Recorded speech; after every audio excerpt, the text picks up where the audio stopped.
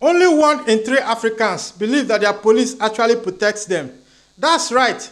Across an entire continent of over 1.4 billion people, most citizens see their police as enemies rather than protectors. In Nigeria alone, 81% of people pay bribes to the police officers in just the past year.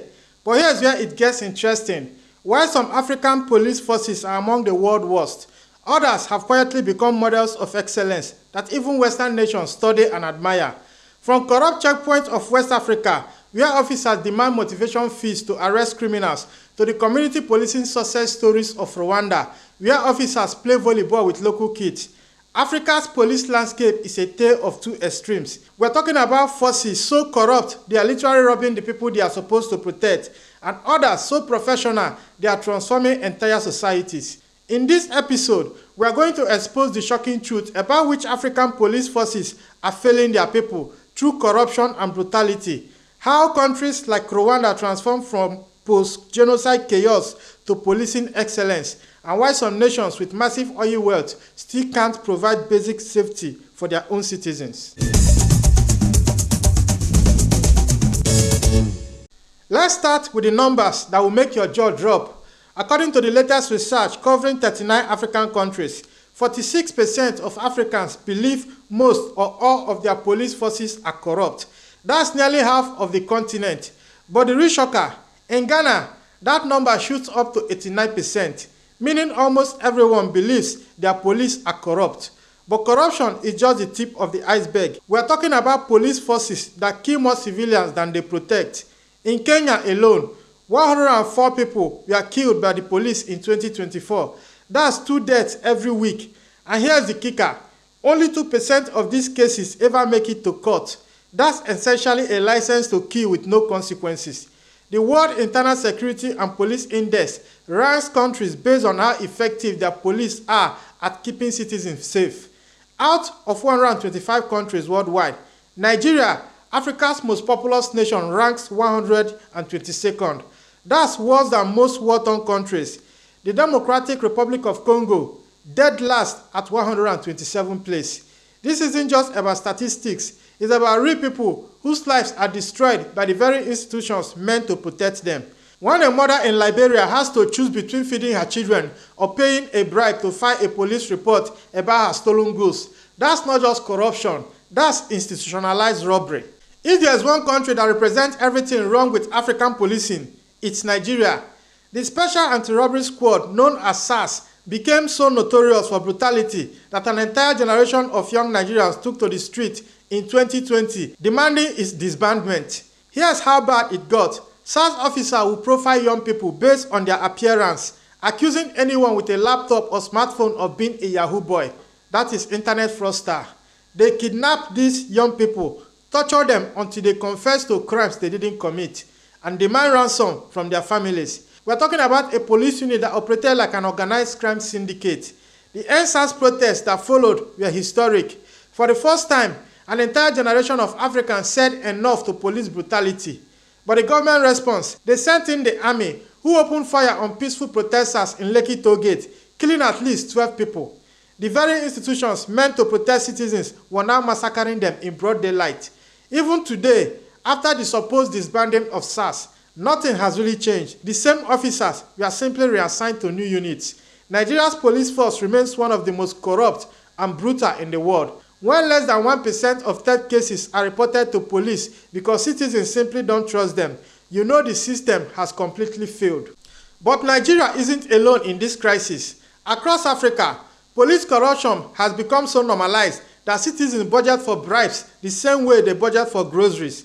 In Liberia, 70% of people who encounter police have to pay bribes. In Sierra Leone, it's 66%. These aren't isolated incidents. This is systematic extortion. Here's how it works. You're driving to work in Lagos and police stop you at a checkpoint. They don't care if you have all your documents. They want their morning tea. In Nairobi, your house gets robbed and police demand transport money before they will even visit the crime scene. In Accra, you report domestic violence and officers ask for motivation before they will arrest the abuser. The numbers are staggering. In Uganda, police have been named the most corrupt institution for 7 consecutive years. In Kenya, 57% of citizens believe police use excessive force regularly.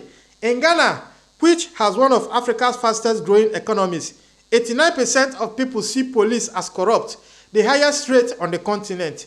What's particularly heartbreaking is how this affects the most vulnerable. Women facing domestic violence can't afford to pay bribes for protection.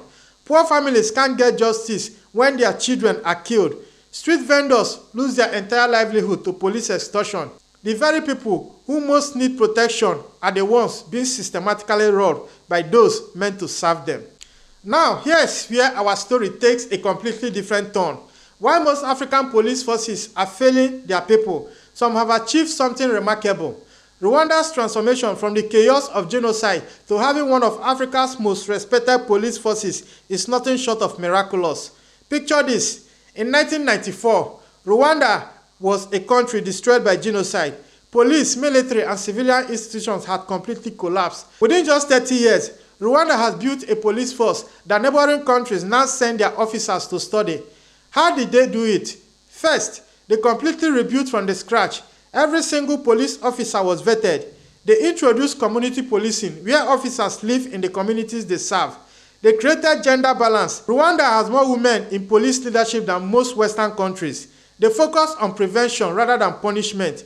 Here's what's amazing. Rwandan police officers play sports with local kids, help elderly people cross streets, and organize community meetings to solve problems before they become crimes.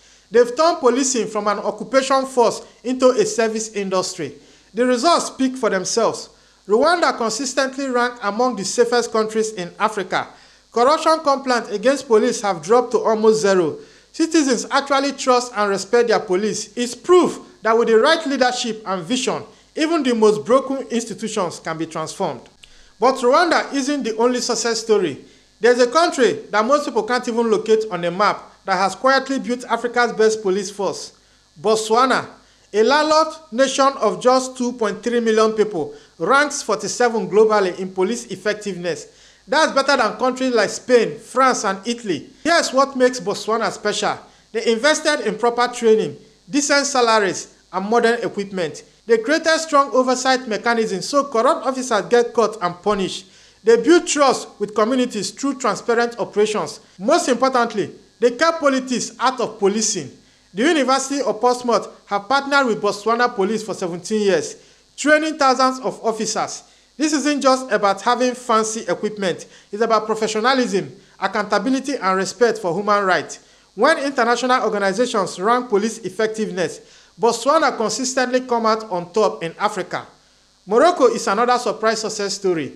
After the Arab Spring in 2011, Morocco undertook major police reforms. They introduced human rights training, modernized their equipment, and created citizens' oversight mechanisms. Today, Morocco has a 64% professionalism score, the second highest in Africa. These countries prove that geography, resources, or colonial history don't undermine police effectiveness.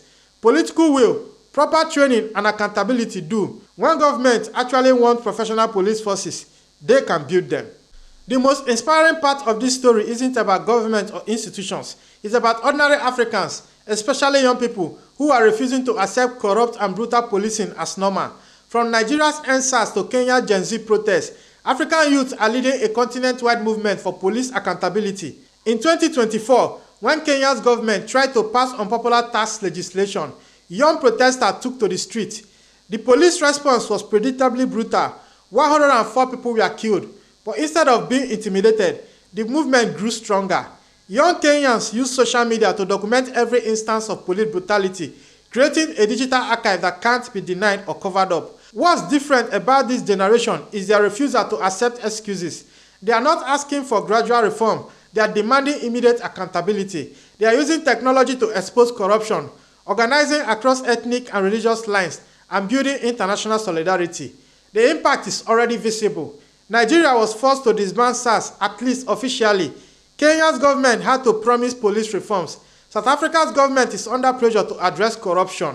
For the first time in decades, African governments are being forced to listen to their people's demands for better policing. These young activists understand something their parent generation didn't. Police accountability isn't a luxury. It's a prerequisite for democracy, development, and dignity. So where does this leave us? The truth is, African policing is at a crossroads. The old system of colonial-style policing designed to control rather than protect is dying. But what replaces it will determine whether Africa can achieve its full potential. The success stories we've seen in Rwanda, Botswana and Morocco provides a roadmap. First, political will is everything. Leaders must genuinely want professional police forces, not just personal protection services. Second, community policing works. When police live and serve in communities rather than occupy them, trust builds naturally. Third, technology can be a game changer. Digital platforms for reporting corruption, body cameras for accountability, and data-driven policing strategies can transform how police operate. Fourth, international partnership matter. Countries that engage with global best practices consistently outperform those that remain isolated. But the biggest driver of change is its citizen demand. When people refuse to accept corruption and brutality as normal, governments are forced to respond. The youth movement we are seeing across Africa aren't just protests. They are a birth of a new social contract between citizens and states. The next decade will be crucial. Countries that embrace police reform will attract investment, reduce crime, and build trust. Those that resist will face increasing instability and economic stagnation. The choice is clear. Africa can have world-class police force if it chooses to build them. This is Frontline Africa. If you value truth unfiltered and power reframed from an African lens, subscribe, like, and drop your thoughts in the comments. I am Ezekiel Enejeta. See you in the next one.